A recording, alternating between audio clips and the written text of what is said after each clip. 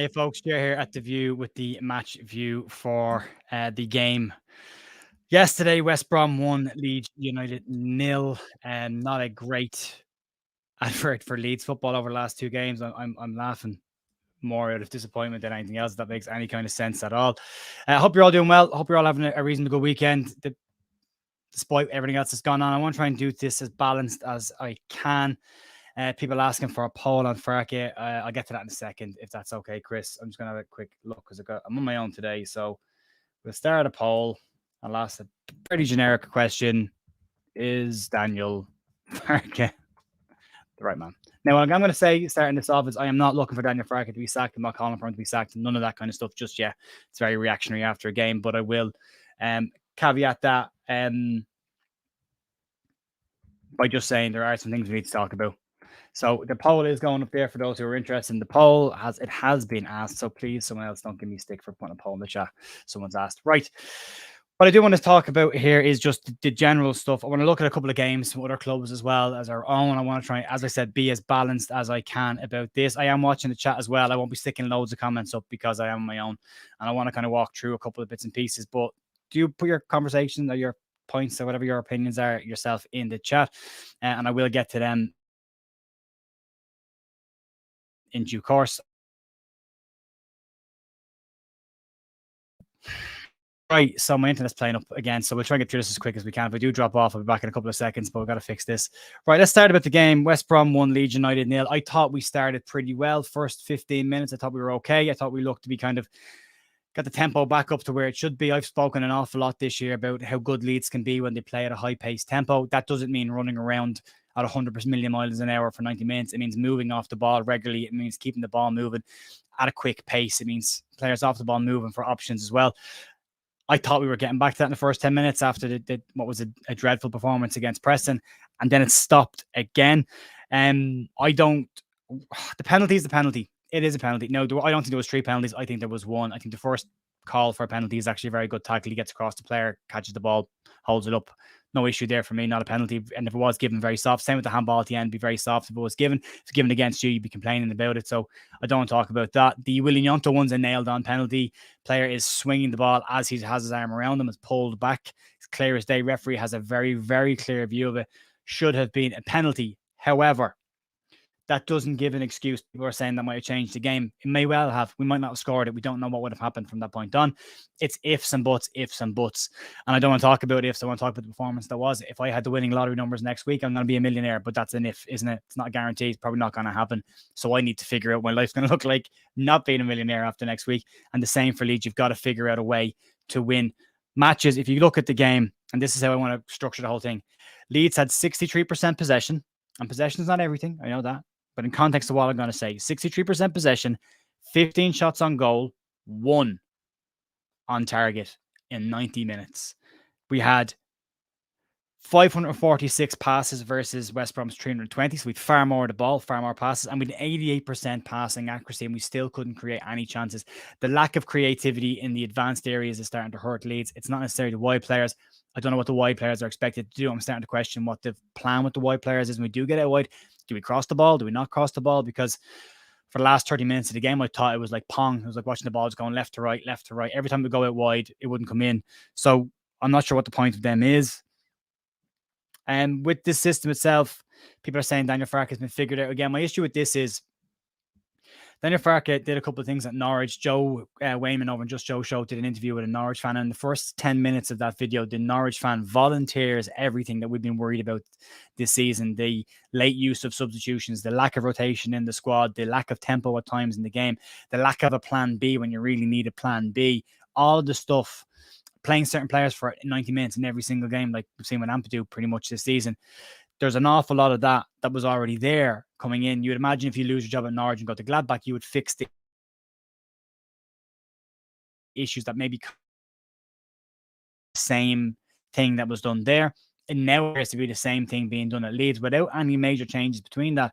There's been stats thrown up of what Norwich did under Buendia. When Buendia was there, and it looks very much like the fact that they had that creative outlet was what made Norwich successful. Leeds don't have that. The argument about whether Jorginho Rutter and Joe Pirou should swap places, I know you're tired of hearing me saying this. I've been saying it all year. There's Swansea fans saying Joe Pirou was never a number 9. And what was he? What was he? Because he's not a 10. Clear as day, he's not a 10. Square Ball made a point about saying that when he does score goals, it's usually when Leeds have scored goals, so the pressure's not all on him. He had some very good early on last night, didn't take them, fluffed his lines. I personally think you either play him as a number 9 or you don't play him in that team. You got to find another way. Put Willie Gnonto on the 10, put somebody else. Players coming in as well, the likes of Gnonto, we'll talk about them as well. When they came in, did they really do anything to make an impact? Did they really impress us? I want to look at other teams' stats in terms of their goals from the bench this season as well. So when we start to walk through this, one of the things in the last couple of games, and the away matches specifically, that seems to be standing out to me is there seems to be a lack of fight in this Leeds group of players. Whether that's from the manager, he doesn't want to give away silly yellow cards and silly free kicks, and I'm okay with that. I'm all for that. It makes perfect sense. But if you go through this and what Leeds have done, these are one of the cleanest records in the league. I would say in a lot of our recent games, with the exception of the Ipswich game when they came out and played against us, we were in a situation where we got bullied. We got some very heavy tackles. They should have been free kicks and they should have been yellow cards. And that's all true, but they weren't. You've got to still adapt to that and figure out a way of winning the game. Leeds haven't been able to do that. It's 2 wins in 6 for Leeds, which is not promotion form at all if you go through the results. And I want to caveat this by saying the following thing. Daniel Farke said, ignore August. So I am going to ignore August. It didn't happen. Daniel Farke keeps bringing August up in his press conferences, but keeps telling us to ignore August because the club was in an awful state. And it was, and he did a fantastic job during the summer. I'm not criticizing him for that at all. However, since August, since the 8-game mark that he was looking for, if you look at this and you move on from, Leeds have dropped 2 points against Sheffield Wednesday at home, dropped 2 points against Hull away, dropped 3 points against Southampton away, dropped 3 points against Stoke away, dropped 2 points away to Rotherham, 3 points away to Blackburn, 3 points away to Sunderland, 2 points at home to Coventry, 3 points to Preston, and 3 points to West Brom, which gives Leeds a total of 26 dropped points after August. So giving him August because he keeps asking for that, fine. It's 26 points dropped. Even in this month alone, the amount of points we've dropped would have had us much closer. Joe said it last night, we've managed to put ourselves in a position where we've beaten Ipswich, and since then, without Ipswich really doing anything, the gap has got bigger again. And that's the problem. We now find ourselves in 4th place in the league and dropping. You've got West Brom 3 points behind us, 6 points to 3rd place now out of nowhere. We've got to start winning games. You can say all year, don't look at the table until 46 games. It's a 46-game season. Daniel Farke will say all these things. He will say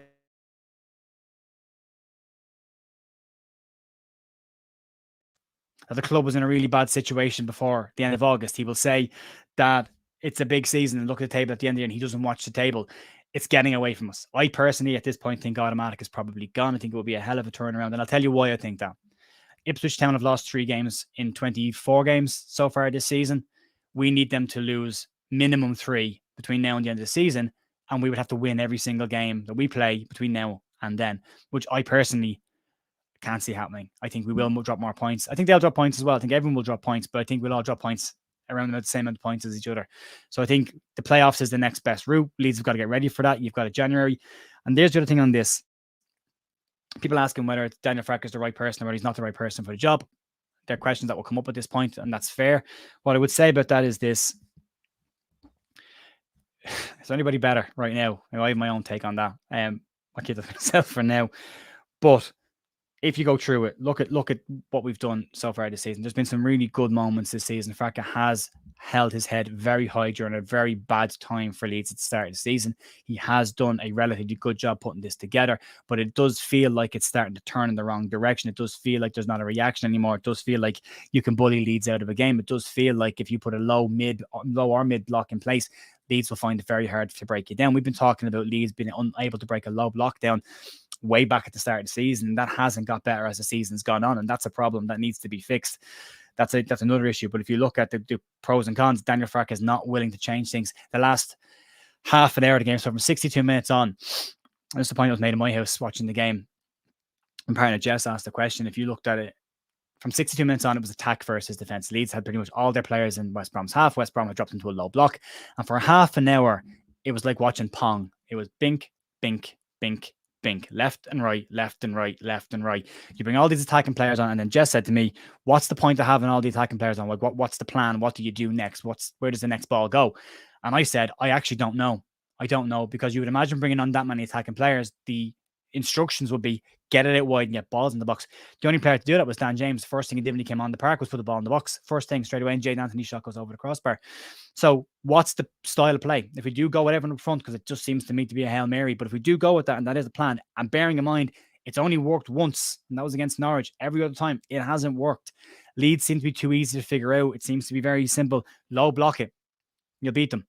You'll take a chance, you'll take it. You get 1-2 chances, you'll take it. The two plans don't seem to be working. Leeds don't seem to be able to break down low blocks or mid blocks. And just to Glenn, I have no issue, mate. People can disagree with me all you want. There's no problem with that. I don't mind. You can disagree with me. But I think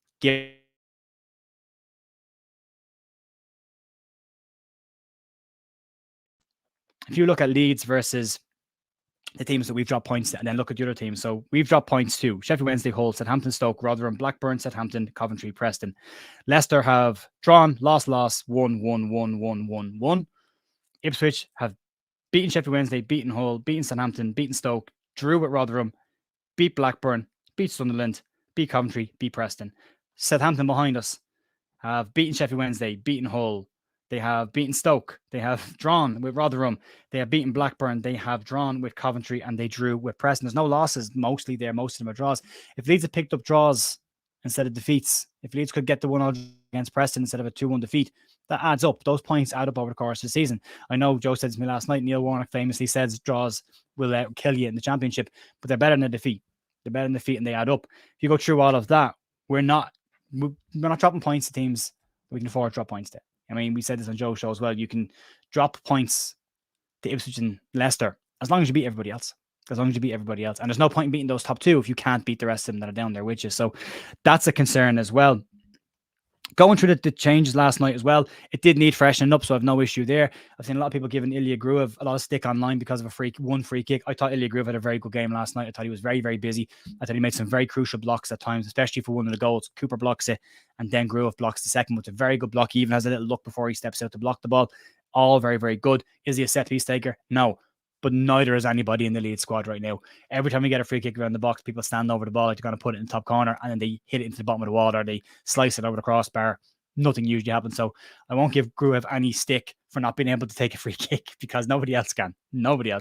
I thought he was very good last night. I thought he was very, very tidy. And for me, he's a good option for Ampadu. I don't think the right decision is to play the two of them beside each other. I think they're a like-for-like swap. And then you play Kamara or Gray with the other one, which is the other swap that's there as well. The freshening up needed to happen. That's not the issue. The issue is the tempo. It was too slow again last night. There was no options. There was no creativity. There was no way of breaking them down. One shot on target in 90 minutes isn't good enough. And we can wrap it up whatever way we want. It wasn't good enough. And that comes from instructions. I expected us to come out in the second half and really go at them. I expect us to come out after getting the heads taken off us in the dressing room at halftime and come out and really go for it. And what happened in the second half, we came out and we just looked flat and slow, and everything was slow. I don't think Farke should be sacked right now. I think you do need to give him January. I think he deserves that after what he put up with in the summer. The other option is, though, that you look at it and go, well, then is it completely gone away from us? I think it's already probably gone away from us. I think that the playoffs is the next route. We've got to get ready for that. We've got to get ready for January. And I'll go back and say it again. For everyone that says it's not Farke's fault, it's the tactics. That's fine. That's a completely logical argument to make. And for everyone to say it's not the players, it's Farke's tactics.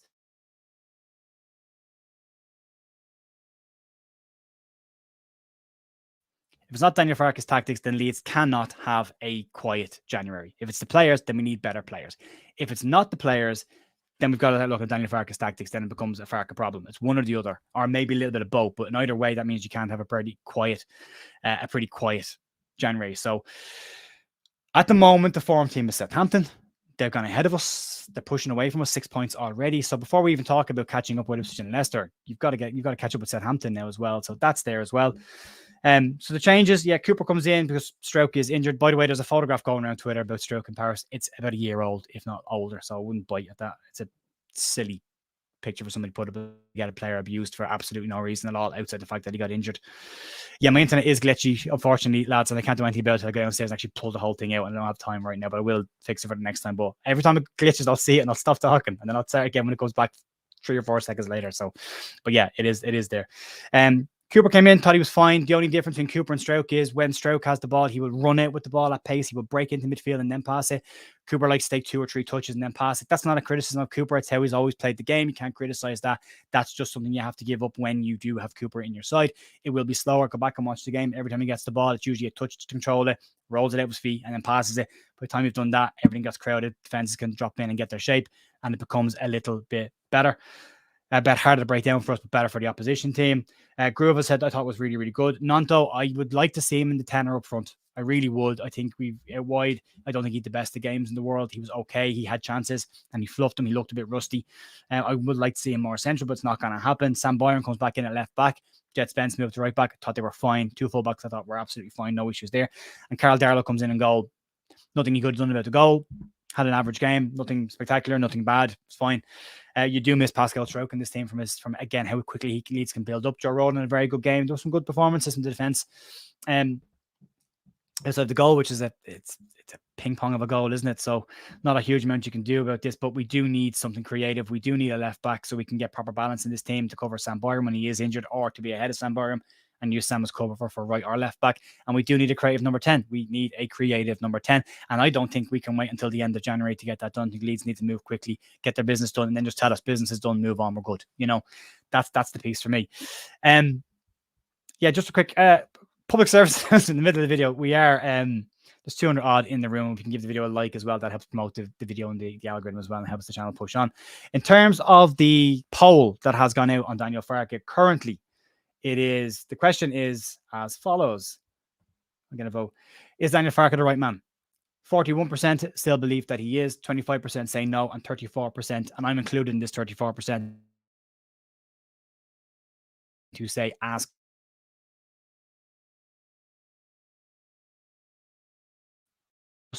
Must win for Leeds. So that becomes a huge game. We'll have to get a win in that. Look at the changes last night, and this is another point I want to talk about, impact off the bench as well.